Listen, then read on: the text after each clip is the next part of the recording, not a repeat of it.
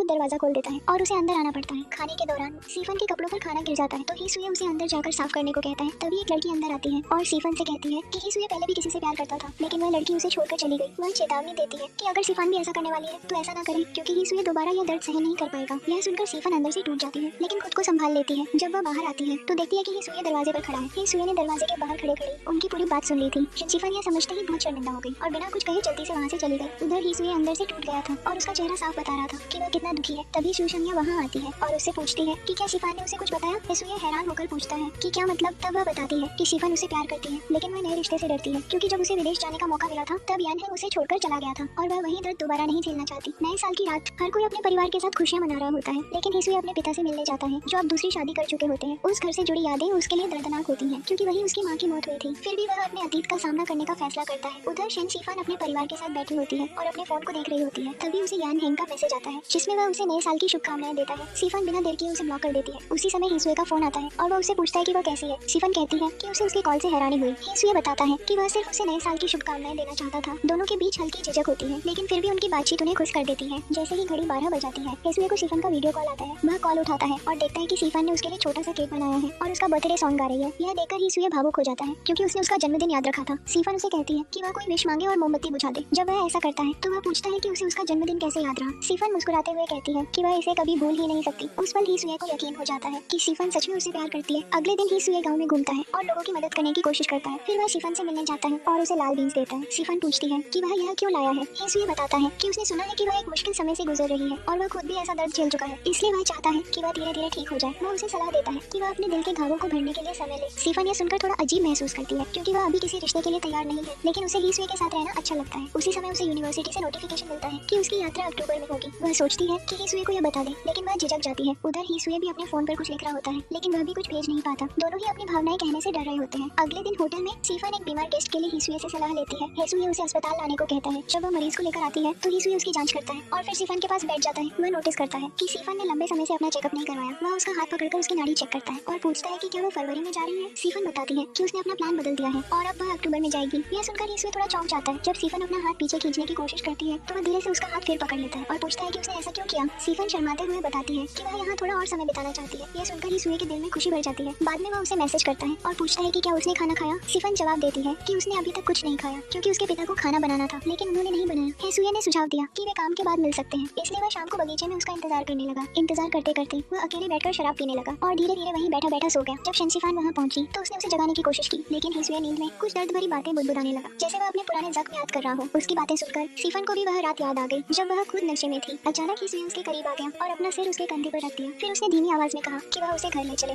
शिफान ने उसे सहारा दिया और दोनों धीरे धीरे उसके घर तक पहुंचे। दरवाजा खोलते समय हीसुए ने कहा कि वह अपना चेहरा दूसरी तरफ कर ले ताकि वह पासवर्ड ना देख सके। उधर उसी समय यानहेंग होटल पहुंच चुका होता है। उसकी अमीरी और रुतबे की वजह से उसका जोरदार स्वागत किया जाता है। वह बार बार शिफान के बारे में पूछता है, लेकिन उसे बताया जाता है कि वह काम में व्यस्त है। यह सुनकर वह नाराज हो जाता है और वही लॉबी में बैठ जाता है। वह उसे कॉल करने की कोशिश करता है, लेकिन पता चलता है कि शिफान ने उसे ब्लॉक कर दिया है। तभी शूशंया उसे एक ड्रिंक देती है, लेकिन जानबूझकर आम का जूस देती है, क्योंकि उसे पता है कि उसे एलर्जी है। वह चाल समझ जाता है और जूस पीने से मना कर देता है। अब उसका गुस्सा और बढ़ जाता है और वह सब पर आरोप लगाने लगता है कि सब लोग मिलकर उसे शिफान से दूर रख रहे हैं। वह कहता है कि वह खुद जाकर उसे ढूंढेगा। जब वह कहता है कि वह शिफान के पास वापस आना चाहता है तो शूशंया साफ कह देती है कि अब शिफान उसके बारे में सोचती भी नहीं। यह सुनकर यानहेंग घबरा जाता है और होटल के बाहर फूल लेकर खड़ा हो जाता है। कुछ समय बाद मैनेजर शिफान को कॉल करता है और पूरी स्थिति बताता है। जब शिफान वहाँ पहुँचती है तो वह उसके पास जाकर फूल ले लेती है, जैसे वह शांत है, लेकिन बाहर जाते ही वह अचानक फूल उसके चेहरे पर फेंक देती है। वह गुस्से में उसे बताती है कि उसने उसके लिए कितनी तकलीफ झेली है। यानहेंग सफाई देने की कोशिश करता है और कहता है कि उसने गलती की थी और अब एक और मौका चाहता है, लेकिन शिफान साफ कह देती है कि वह कभी वापस नहीं आएगी, चाहे कुछ भी हो जाए। उस रात हीसुए सोच रहा होता है कि क्या शिफान सो गई होगी। उधर शिफान को बार बार बुरे सपने आते हैं और वह घबराकर उठ जाती है। उसे सांस लेने में भी दिक्कत होती है और वह खुद को संभालने की कोशिश करती है। तभी उसे हीसुए का मैसेज मिलता है जिसमें वह पूछता है कि क्या उसने लाल बीन्स का पानी पिया है। उसके शब्द सही समय पर आते हैं और उसे थोड़ा सुकून मिलता है। वह जवाब देती है कि वह अगले दिन से शुरू करेगी। अगली सुबह उसे फिर से यानहेंग के फूल और मैसेज मिलते हैं, लेकिन वह बिना सोचे उन्हें फेंक देती है। फिर वह लाल बीन्स का पानी बनाती है और उसकी तस्वीर लेकर हीसुए को भेजती है। हीसुए खुश होता है और उसे शाम को मिलने के लिए कहता है, लेकिन शिफान आईने में खुद को देखती है और उसकी सूजी हुई आंखें देखकर वह मिलने से मना कर देती है। जब वह होटल से बाहर निकलती है तो देखती है कि यानहेंग फिर से उसका इंतजार कर रहा है। इस बार वह खुद उसके साथ जाने के लिए तैयार हो जाती है ताकि इस रिश्ते को हमेशा के लिए खत्म कर सके। ड्राइव के दौरान वह अपनी सुगंधित पोटली को पकड़े रहती है और उसकी खुशबू से खुद को शांत करती है। जब वे एक शांत जगह पहुंचते हैं तो यानहेंग पुरानी यादें ताज़ा करने लगता है, लेकिन शिफान को अब उन बातों से सिर्फ झुंझलाहट होती है। जब वह पूछती है कि वह क्या चाहता है तो वह कहता है कि वह उसे शादी करना चाहता है। वह बताता है कि पहले उसके पिता की वजह से वह दूर हो गया था, लेकिन अब उसे अपनी गलती का एहसास है। यह सुनकर शिफान को गुस्सा आ जाता है और वह साफ कह कह देती है कि वह उससे कभी शादी नहीं करेगी। वह उसे याद दिलाती है कि उसने उसे कितना दर्द दिया था और उसकी जिंदगी को मुश्किल बना दिया था। अब वह और कुछ सहन नहीं कर सकती थी। शनसीफन वहाँ से उठकर चली जाती है क्योंकि वह मुलाकात उसे अंदर से तोड़ चुकी होती है। उसके मन में पुराने दर्द और विश्वासघात की यादें फिर से जाग उठती हैं और उसे सांस लेने में भी मुश्किल होने लगती है। चलते चलते उसे एहसास होता है कि उसका सुगंधित बैग कहीं खो गया है, जिससे उसकी बेचैनी और बढ़ जाती है। अब वह अकेले इस सब को संभाल नहीं पाती, इसलिए वह हीसुए को कॉल करती है और उसे कहती है कि वह क्लिनिक में उससे मिलना चाहती है। जब वह क्लिनिक पहुंचती है तो हीसुए उसकी नाड़ी चेक करता है और तुरंत समझ जाता है कि उसकी हालत उसके एक्स से हुई मुलाकात की वजह से है। दोनों की नजरें मिलती हैं और सिफन की आंखों में आंसू आ जाते हैं, लेकिन हीसुए तुरंत फैसला करता है और उसे खड़े होने को कहता है ताकि वह एक्यूपंक्चर से उसका इलाज कर सके। उधर यान हेंग चुपचाप उसका सुगंधित बैग लेकर क्लिनिक पहुंच जाता है। वह नर्स से पूछता है कि सिफन कहाँ है, लेकिन बिना सुने ही अंदर जाने की कोशिश करता है। तभी हीसुए दरवाजे पर आकर उसे रोक देता है और कहता है कि इलाज चल रहा है। यान हेंग कहता है कि सिफन अभी भी उसकी गर्लफ्रेंड है और वह उससे सुलह करने आया है, लेकिन हीसुए बिल्कुल भी नहीं हटता और साफ कहता है कि इलाज खत्म होने तक इंतजार करना होगा। दोनों के बीच सन्नाटा छा जाता है और वे बस घड़ी की तरफ देखते रहते हैं। इलाज खत्म होने के बाद यान हेंग अंदर जाने की कोशिश करता है, लेकिन हीसुए फिर उसे रोक देता है और कहता है कि अभी और समय लगेगा। वह सिफन को इशारा करता है कि वह पीछे के रास्ते से चली जाए। जब यान हेंग उसके पीछे जाने लगता है तो हीसुए उसे रोककर डांटता है। यान हेंग आरोप लगाता है कि हीसुए उसके बीच में आ रहा है और उसका दिल जीतने की कोशिश कर रहा है। वह कहता है कि उनका रिश्ता 7 साल पुराना है और उनकी शादी तय मानी जाती थी, लेकिन हीसुए को उसकी बातों में कोई दिलचस्पी नहीं होती। वह शांत रहते हुए कहता है कि उसके पास इससे ज्यादा जरूरी काम है। फिर जाते जाते वह उसे चौंका देता है और कहता है कि सिफन तो पहले ही जा चुकी है और कोई हर्बल इलाज था ही नहीं। यह सुनते ही यान हेंग घबरा जाता है और उसे ढूंढने दौड़ पड़ता है, लेकिन सिफन पीछे के बगीचे में होती है। हीसुए तुरंत उसके पास पहुंचता है और देखता है कि वह ठंड में बिना कोट के खड़ी है। वह अपना कोट उतारकर उसके कंधों पर डाल देता है। सिफन के आंसू रुक नहीं रहे होते क्योंकि वह सिर्फ ठंड से नहीं बल्कि अपने अतीत से भी टूट चुकी होती है। हीसुए उसे समझाता है कि अतीत सिर्फ एक हिस्सा होता है और उससे सीखकर आगे बढ़ना जरूरी है। वह कहता है कि वही दर्द उसे यहाँ तक लाया है और यही उसके लिए एक नई शुरुआत भी बन सकता है। अगली सुबह यान हेंग का असिस्टेंट फिर से फूल लेकर आता है, लेकिन सिफन साफ मना कर देती है और कहती है कि सब वापस ले जाए। उधर यान हेंग उसी होटल में इंटरव्यू दे रहा होता है। जब वह सिफन को देखता है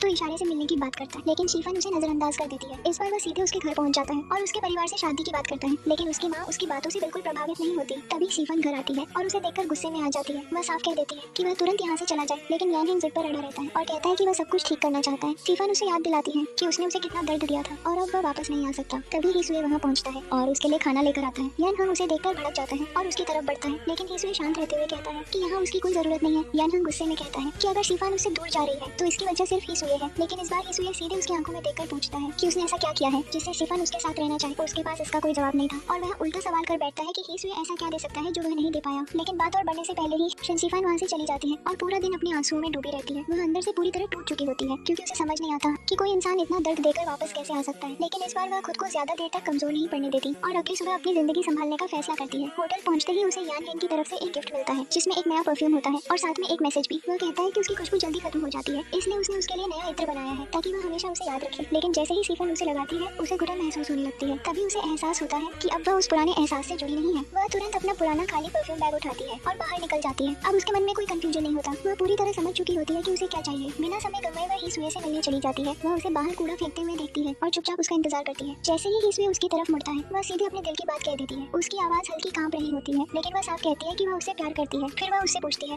क्या वह भी ऐसा ही महसूस करता है और क्या वह उसका बॉयफ्रेंड बनेगा। हीसुए कुछ पल चुप रहता है और बस उसे देखता रहता है। फिर वह पूछता है क्या वह अपने फैसले को लेकर पूरी तरह निश्चित है। जब सिफन हाँ कहती है तो वह उसका हाथ पकड़ लेता है। उस पल दोनों को एहसास होता है कि यह रिश्ता सच्चा है। इसके बाद वह उसे अपने घर ले जाता है, लेकिन इस बार उनका रिश्ता पूरी तरह बदल चुका होता है। दोनों साथ समय बिताते हैं और अगली सुबह वह उसे घर छोड़ने आता है। सिफन मुस्कुराते हुए कहती है कि जब वह किसी से प्यार करती है तो पूरे दिल से करती है। हीसुए को और कुछ सुनने की जरूरत नहीं होती, वह उसकी आंखों में सब समझ जाता है। अगले दिन से सिफन की जिंदगी बदल जाती है। वह सच में खुश नजर आने लगती है। उसकी खुशी इतनी साफ होती है कि उसका परिवार और दोस्त भी नोटिस कर लेते हैं। होटल में भी सब कहते हैं कि वह पहले से ज्यादा चमक रही है। काम खत्म होते ही वह जल्दी जल्दी निकलती है क्योंकि वह हीसुए से मिलने के लिए एक्साइटेड होती है। उसे नहीं पता होता कि यान हेंग दूर से ये सब देख रहा है और उसके बदलाव को महसूस कर रहा है। सिफन इस बार उसके लिए फूल लेकर जाती है, लेकिन वह हैरान रह जाती है क्योंकि हीसुए भी उसके लिए फूल लाया होता है। दोनों साथ में उसके घर जाते हैं जहाँ हीसुए उसके लिए खाना बनाता है। खाना खाते हुए वह बताता है कि वह जल्द ही उसे अपने दादाजी से मिलवाना चाहता है। डिनर के बाद दोनों साथ में वक्त बिताते हैं और उनका रिश्ता और गहरा होता जाता है। एक दिन सिफन अचानक पूछती है अगर वह उसकी जिंदगी से चली जाए तो क्या होगा। हीसुए पहले हैरान होता है, फिर उसे समझाता है कि रिश्ता दर्द से नहीं बल्कि खुशी से टिकता है। वह कहता है कि उन्हें हर बात खुलकर शेयर करनी चाहिए ताकि कोई गलतफहमी न हो। दोनों एक वादा करते हैं कि वे हमेशा एक दूसरे से सच्चाई छुपाएंगे नहीं। कुछ समय बाद सिफन की मुलाकात फिर से यान हेंग से होती है। वह सीधे पूछता है क्या वह उस डॉक्टर के साथ रिलेशन में है। सिफन बिना झिझक हाँ कह देती है। जब वह पूछता है कि आखिर उसमें ऐसा क्या खास है तो सिफन का जवाब बहुत सीधा होता है। वह कहती है कि वह उससे किसी खास वजह से नहीं बल्कि उस सुकून और खुशी के लिए प्यार करती है जो उसे उसके साथ मिलती है, और वही खुशी यान हेंग उसे कभी नहीं दे पाया। आखिरी में एक खूबसूरत दिन दोनों अपने दोस्तों के साथ घूमने जाते हैं जहाँ हीसुए फोटो खींचता है, लेकिन उसकी फोटोग्राफी बहुत खराब होती है। दोस्त मजाक उड़ाते हैं और माहौल हल्का और प्यारा बन जाता है। आखिरकार शनसीफन के दोस्तों ने उसके बॉयफ्रेंड टाओ को फोटो खींचने के लिए बुला लिया और हीसुए बिना कुछ बोले उनके बैग पकड़कर खड़ा रहा। फोटो सेशन खत्म होने के बाद टाओ उसे सलाह देता है कि अगर वो अपनी शाम खराब नहीं करना चाहता तो उसे अपनी गर्लफ्रेंड की अच्छी तस्वीरें लेना सीखना चाहिए। इसके बाद जब शनसीफन और हीसुए साथ साथ में फोटो ले रहे होते हैं तो हीसुए अचानक उसके गाल पर हल्का सा किस कर देता है। सीफन एक पल के लिए चौंक जाती है, लेकिन फिर संभल कर उसे याद दिलाती है कि वे पब्लिक प्लेस में है। घर लौटकर दोनों साथ बैठकर तस्वीरें देखते हैं और सीफन को एक फोटो इतनी पसंद आती है कि वह उसे अपनी प्रोफाइल पिक्चर बना लेती है। उधर हीसुए क्लिनिक में बैठा उन्हीं तस्वीरों को देख रहा होता है और उसके चेहरे पर हल्की मुस्कान होती है, जिसे उसके स्टूडेंट्स भी नोटिस कर लेते हैं। कुछ समय बाद जब सीफन उसके घर सफाई कर रही होती है तो उसे वह अंगूठी मिल जाती है जिसे हीसुए ने खो जाने की बात कही थी। अब वह तय कर लेती है कि वह सच्चाई जानकर ही रहेगी। जैसे ही हीसुए बाहर आता है वह उससे पूछती है कि उसने यह अंगूठी क्यों संभाल कर रखी। तभी उसे एहसास होता है कि हीसुए शुरू से ही उससे प्यार करता था, बस उसने कभी खुलकर कहा नहीं। हीसुए मुस्कुराते हुए कहता है कि इसमें उसका कोई बस नहीं था, क्योंकि उसने ही उसे वह अंगूठी ऐसे पहनाई थी जैसे कोई प्रपोजल हो। कुछ दिन बाद सीफन उसे एक नई रिंग देती है और हीसुए को लगता है कि शायद अब प्रपोजल होने वाला है, लेकिन जब वो उसे किसी और उंगली में पहनाती है तो उसके चेहरे पर हल्की सी निराशा दिखती है। सीफन हंसकर कहती है कि प्रपोजल करना उसकी जिम्मेदारी है और वही यह कदम उठाएगा। एक सुबह सीफन फूल लेकर उसके घर आती है क्योंकि वह उसकी माँ की पुण्यतिथि होती है। हीसुए यह देखकर भावुक हो जाता है और उसे गले लगाकर कहता है कि उसकी माँ उसे जरूर पसंद करती। इसके बाद हीसुए और उसके दादाजी दोनों परिवारों के साथ एक पिकनिक प्लान करते हैं ताकि रिश्ते और मजबूत हो सके।